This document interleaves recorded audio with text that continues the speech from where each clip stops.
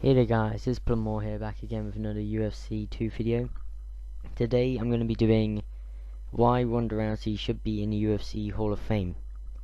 Ronda Rousey is coming off two absolutely brutal defeats from Amanda Nunes, who she's fighting in this video, and Holly Holm, who she suffered a head kick from. But there's been a lot of criticism of Ronda since her losses, but the reason I think she should be in the UFC Hall of Fame is because of how long she dominated the women's division for. She made Dana White change his mind about women's fighting. Dana White didn't really want any women's fighting in UFC. Ronda Rousey changed that. So then now we've got to see all these great fights. I'm watching UFC 215 now, so it's going to be Valentina Shevchenko versus Amanda Nunes, and that wouldn't have happened without Ronda Rousey, or if it did, it probably would have happened quite a lot later. That fight hasn't actually happened yet, so I can't really say this what's happened. At the moment, we're on Buhala, or whatever his name is, Arjan fight. Basically, Ronda Rousey is a 4th Dan black belt in judo, I believe. I'll probably have to check that because I'm not certain.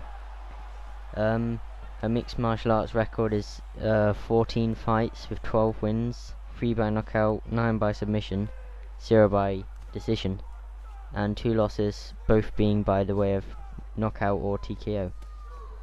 Her amateur record was 3 fights with 3 wins with 3 submissions and 0 losses.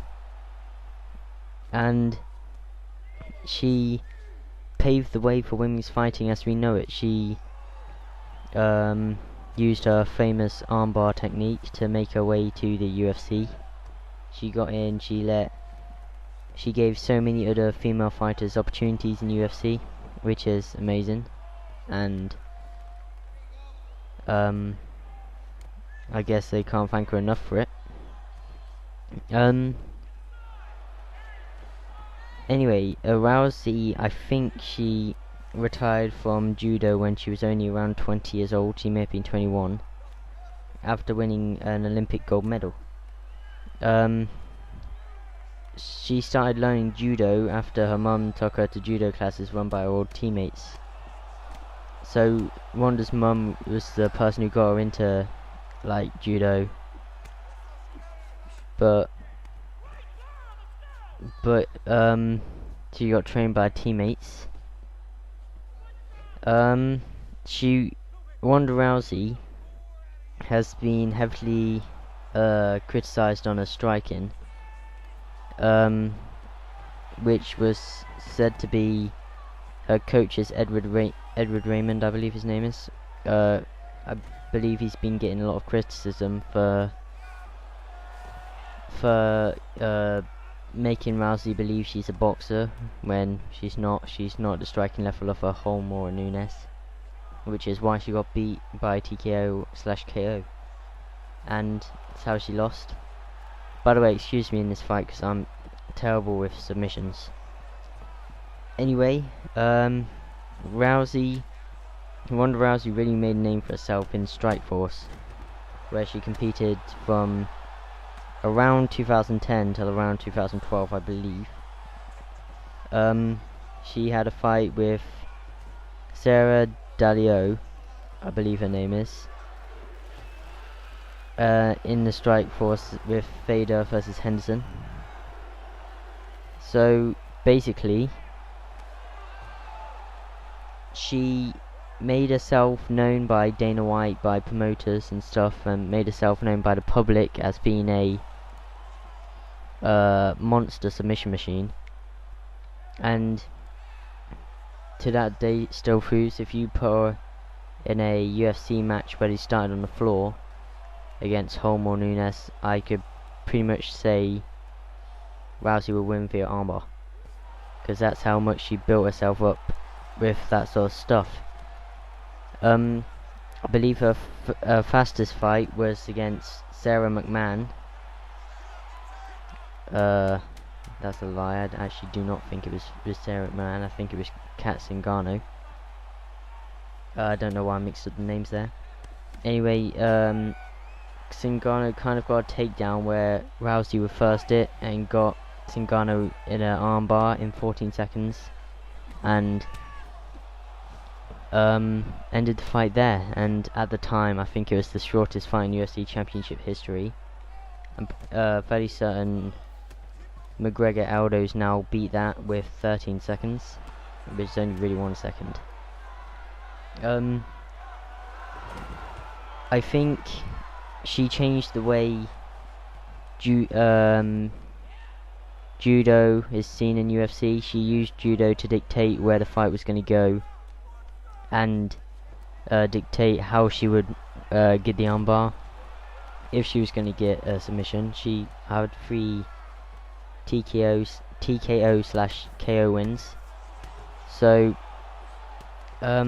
it's a bit like when Race Gracie came in and he was making all these huge people tap out, and it was like people taking note of jiu-jitsu, and that's like how I kind of seen Ronda Rousey with her judo / armbars and submissions. So basically, she got a lot of slack for when she lost her title fight against Holly Holm. She ran away, she wouldn't talk to the media, she basically disappeared from the face of the earth until I think it was December the 30th, where she fought Amanda Nunes.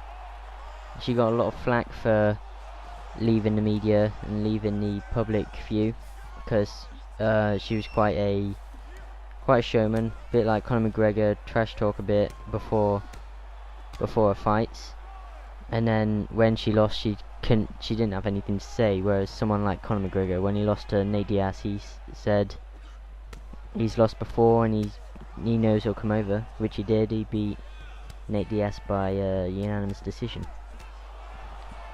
Actually, I'm gonna have to check that. I'm not really sure if it was unanimous, but he beat him by decision.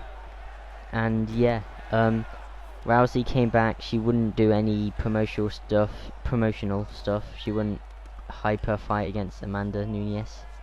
She wouldn't do any of the pre-fight press conferences, and she also got a lot of flack for that. The UFC got a lot of flack for making her the whole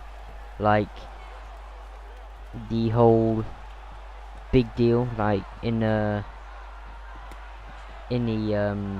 fight, she was the whole video basically, whereas Amanda Nunes got nothing. It was basically the return of Rousey the monster, and Nunes was like not seen as anything. Although I think this was a good marketing plan, seeing as after Amanda beat her, Amanda was like the person who destroyed the undestroyable, even though she got destroyed by Holly Holm with a brutal head kick. Anyway, Ronda Rousey became notorious for her armbars. She also became one of the biggest stars in UFC history. Her first fight, I think this was her first fight in UFC.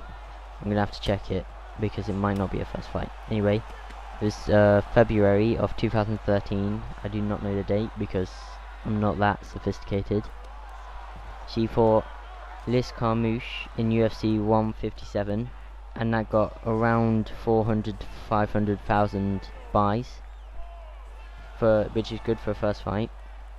On the 28th of December in 2013, Ronda Rousey beat Miesha Tate in the co-main event of UFC 168 for 1,025,000 buys, which was outstanding amount of buys.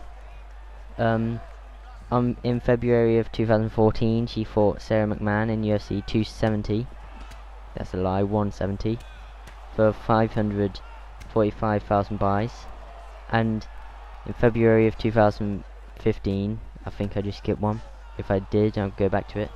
Anyway, in February of 2015, she fought Katsun Garno in UFC 184, 600,000 buys.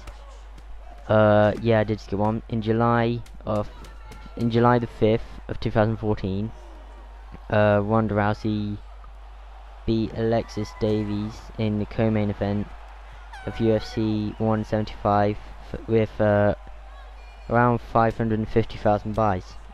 On August the 1st in 2015 in UFC 190, Ronda Rousey beat Beth Correia, I'm not really sure how to say her name, with 900,000 pay-per-view buys. This was one of her most heated battles because of the trash talk. Anyway, next in November of 2015 on UFC 193, she fought Holly Holm, which had 1.1 million buys, and this was her first loss, and she did not take it well, like I've previously mentioned. But she came back on December of 2016 to fight Amanda Nunes in UFC 207 for again 1.1 million buys, and that proves how much of a household name she was, and how big a star she was for the company. She was so good at judo, which mainly got her the wins for a fight, if she do weight detection, throwing people around the ring, the cage, sorry, getting on the floor, good positions, like to do a submission, basically. I don't know why it took me so long to get that out of my mouth.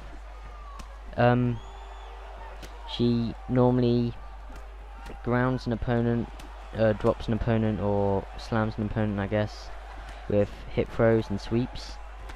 Then seeks to finish the fight with strikes or submissions. The reason I believe she should be in the UFC Hall of Fame is because of how much she has done for the UFC, bringing in women's fighting, taking it to a whole nother level, and also being one of the biggest stars in history. I think Conor's definitely the biggest star in UFC history, and then I think it's her and Brock for second and third. But yeah, she's done so much for the sport of MMA and women's fighting in general. Like, even in boxing today, it doesn't really get that much coverage, but now you see like Amanda Nunes and Valentina Shevchenko main eventing UFC 215, and I know Mighty Mouse was supposed to be main eventing, but Ray Borg had an injury. But still, it's quite a feat for women's fighting to be main eventing a pay-per-view. Not many people would have seen that, especially after Dana White pretty much promised the fans that you would never see women's fighting in the UFC. So yeah, I know I've said it a lot, but she changed the landscape for women's fighting, and I think this is the reason why she should go down as one of the best ever, and should definitely be in the Hall of Fame and definitely be remembered. Anyway guys, thanks for watching, and I'll see you later with another video. If you subscribe, there'll be one out tomorrow.